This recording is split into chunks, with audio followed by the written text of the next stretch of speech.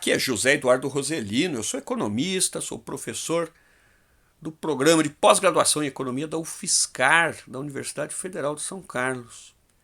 E eu estou aqui para conversar com vocês a respeito do artigo Desafios para a Política Industrial e a Força das Águas. Este artigo foi escrito para o Jornal dos Economistas do Conselho Regional de Economia, do Corecon Rio, em parceria com o colega economista, também professor, Antônio Carlos Diegues, do Instituto de Economia da Unicamp. O nosso artigo começa por identificar as prioridades deste terceiro mandato do presidente Lula, tanto no âmbito externo quanto doméstico. No âmbito externo, o objetivo parece ser, claro, o da recuperação do prestígio e da relevância do Brasil como ator global depois dos tumultuados anos de governo Bolsonaro. A normalização da política externa brasileira nesse ambiente parece uma tarefa necessária, imperiosa, especialmente diante de um ambiente de incerteza e de crise. De críticas crescentes à eficiência dos mecanismos de governança global, na capacidade de resolver conflitos interestatais, na ocorrência, por exemplo, da pandemia, da guerra da Ucrânia e agora, mais recentemente, com a guerra no Oriente Médio. Como pano de fundo está a rivalidade crescente entre Estados Unidos e China, que alguns identificam, inclusive, como sendo a reedição de uma Guerra Fria. Nós não concordamos com essa ideia. Para a gente, o contexto atual guarda muito mais semelhanças com aquele que, há cerca de um século atrás, marcou o fim da chamada Pax Britânica. Tanto lá quanto cá, a hegemonia havia moldado um conjunto de interesses convergentes, de sinergias, que foi transitando para conflitos e rivalidades. O surgimento da China se deu como grande vencedora do movimento de globalização econômica. As redes produtivas globais, comandadas pela grande corporação, inicialmente dos Estados Unidos, mas depois das outras potências capitalistas, foi combinada com uma estratégia nacional dos chineses, sobretudo a partir da reforma e abertura de Deng Xiaoping, para promover um projeto nacional de desenvolvimento.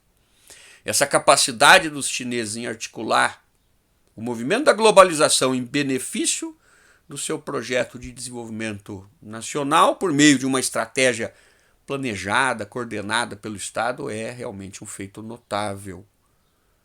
Mas os tempos atuais são marcados pelo fim, ou pelo menos pela crise desta convergência ou sinergia de interesses. Este é o quadro no qual o Brasil busca se recolocar como ator relevante no mundo. Quando a gente olha para o quadro doméstico e para os objetivos domésticos, a tarefa não parece ser mais simples. O governo parte de um diagnóstico correto, o de que a nossa longa estagnação da produtividade, nossa dificuldade em retomar um ciclo sustentado de crescimento e desenvolvimento econômico tem raízes estruturais. Como solução, a palavra de ordem do governo é a neoindustrialização do país. O governo anunciou, por meio de um artigo assinado pelo presidente da República, pelo vice-presidente da República, nos jornais em maio deste ano, este objetivo. E fez ali uma defesa enfática, um verdadeiro manifesto em defesa da política industrial. Abre aspas. Fazer política industrial não é questão de sim ou não, mas de como. Fecha aspas. No mesmo artigo, o governo apresenta a China como modelo a ser seguido. Como exemplo exitoso de uma estratégia de desenvolvimento baseada numa política industrial. O exemplo da China para o Brasil não se configura como caso isolado. na verdade, a política industrial recupera sua centralidade nas estratégias nacionais no mundo todo, especialmente nas economias desenvolvidas. Para os autores aqui do artigo, a própria indústria 4.0 é uma manifestação desse movimento. A indústria 4.0 representa o resultado de estratégias nacionais deliberadas para empurrar a fronteira tecnológica, alterar os determinantes da competitividade internacional, sobretudo como forma de se contrapor à ascensão chinesa. Bom, percebemos então que a emergência da China parece ser o fator decisivo, tanto para entendimento dos desafios colocados no âmbito externo das nossas relações internacionais, quanto para a definição das prioridades do governo no âmbito doméstico. Na verdade, parece não ser exagero dizer que a emergência da China como potência se constitui no fenômeno mais importante da economia mundial nas últimas 2 décadas. Para alguns analistas ocidentais, essa ascensão da China causa surpresa, causa espanto. Na perspectiva dos chineses, e a gente pode dizer, na verdade, na perspectiva mais larga do tempo histórico, os chineses estariam tão somente colocando o Império do Meio no seu lugar original, no seu espaço, na sua condição normal de grandeza. A China não é apenas um país. A China é uma civilização. Uma civilização de cerca de 5.000 anos, que nasceu, que floresceu na região da planície central, situada no vale do Huanghe, o Rio Amarelo. Foi esse rio, o Rio Amarelo, que proporcionou os recursos vitais para o estabelecimento e crescimento dessa civilização, trazendo fertilidade para o solo, água, portanto, condições de vida, transporte, comunicação. Foi ali, na planície central do Vale do Rio Amarelo, que surgiram as primeiras formas de governo, sistemas de escrita, o desenvolvimento da agricultura, práticas culturais, há aproximadamente 5.000 anos. No entanto, estas mesmas caudalosas águas que proviam as condições materiais para o desenvolvimento da vida social também causavam eventos dramáticos de destruição e morte. Inundações sucessivas, provocando tragédias nos primórdios desta civilização, fizeram com que este rio também fosse denominado Rio das Lamentações. Parece não ser coincidência o fato de que esta civilização, que hoje ressurge como potência, teve na sua gênese uma ação estatal importante para viabilizar o nascimento da sua história. Conta-se que foi o lendário Taiyu, imperador Yu o Grande, que no século 21 a.C. foi o primeiro que teve êxito em domesticar as águas do Rio Amarelo. Ao invés da estratégia anterior de construir diques, barragens para tentar conter o rio, o imperador teria mobilizado, e ele próprio se envolvido pessoalmente na tarefa, mobilizado um contingente enorme de trabalhadores para construir, alargar canais fluviais para direcionar as águas dos momentos de cheia. Essas obras guiavam as águas que antes provocavam inundações e desastres para a irrigação de campos distantes. A vitória da ação estatal sobre a força das águas foi decisiva para a prosperidade da sociedade chinesa e prosseguiu em obras hidráulicas as mais diversas nas dinastias que se sucederam.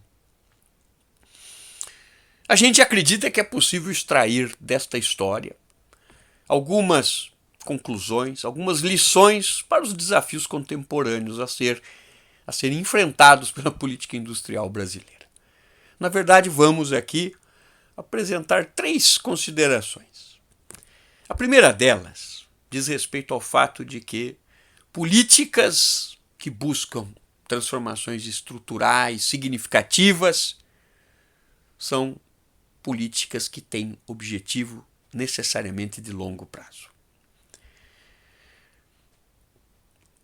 Disso resulta que projetos grandiosos exigem continuidade de esforços que suplanta o de um governo. Isso não significa que a política deve ser rígida, imutável. Pelo contrário, os instrumentos, as estratégias devem evoluir ao longo do tempo, como os chineses fizeram com as suas obras de hidráulica, adequando aos novos traçados, às novas configurações do objeto em questão. No caso da neoindustrialização brasileira, esta reflexão aponta para a conclusão de que é preciso viabilizar politicamente a implementação deste projeto como uma política de Estado e não de governo. Por isso parece acertada a abordagem do governo de envolver membros representativos da sociedade civil, sobretudo no Conselho Nacional de Desenvolvimento Industrial. A segunda lição, o segundo aspecto a ser destacado, é a percepção de que projetos capazes de promover transformações estruturais exigem mobilização de volumes expressivos de recursos. E aqui há dúvidas. A capacidade de reunir e coordenar esses recursos está aparentemente no período atual limitada por aspectos macroeconômicos, inclusive pelo novo arcabouço fiscal, que parece não reservar espaços necessários para a mobilização dos fundos em volume suficiente para uma estratégia de política industrial mais robusta. A terceira e última lição parece ser talvez a mais relevante. Observe que o mesmo rio que trazia condições para a fertilidade da agricultura no berço da civilização chinesa era o causador das tragédias. A solução para impedir a repetição das inundações não se deu por negar o rio, se afastar do rio, ou confrontar as forças das águas, as forças da natureza. A estratégia foi bem sucedida quando ela se baseou no entendimento das leis que explicam e determinam o fluxo das águas. Só assim se pôde domesticar o rio e colocar a força das águas a serviço do conjunto da sociedade. Talvez tenha sido John Maynard Keynes, o maior economista do século XX, quem criou o melhor eufemismo para se referir à sociedade em que vivemos, a sociedade capitalista. Keynes se referia a uma sociedade empresarial ou uma economia monetária da produção. Ele queria, com isso, enfatizar o fato de que as decisões mais importantes, mais cruciais da economia, sobretudo as decisões de produção e sobretudo as de investimento, estão nas mãos dos empresários. E os empresários tomam essas decisões com base no seu objetivo fundamental, nas leis que regem o movimento das águas do capital, que é a busca pelo lucro monetário. Quando a gente olha para o Brasil, nós podemos dizer que o longo processo de regressão estrutural, a desindustrialização brasileira, a redução da importância relativa da nossa manufatura, se explica em grande medida pela incapacidade de fazer convergir as decisões, os interesses dos capitalistas da chamada economia empresarial, nos termos do Keynes, com os objetivos nacionais, com os objetivos de desenvolvimento nacional. Então, por fim, a derradeira reflexão, a conclusão a que a gente chega é que, para nortear o desenho de uma estratégia de política industrial, A estratégia do Estado não deve partir de iniciativas que busquem confrontar ou se contrapor às leis que regem as decisões empresariais. O sucesso de uma estratégia de desenvolvimento deve estar alicerçada na construção de mecanismos que façam convergir os objetivos capitalistas dos setores empresariais com essa nossa estratégia de desenvolvimento voltada à neoindustrialização brasileira.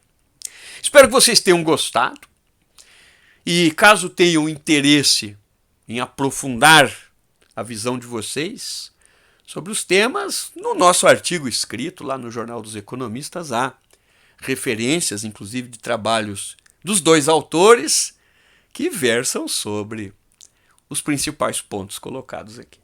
Muito obrigado pela atenção de vocês.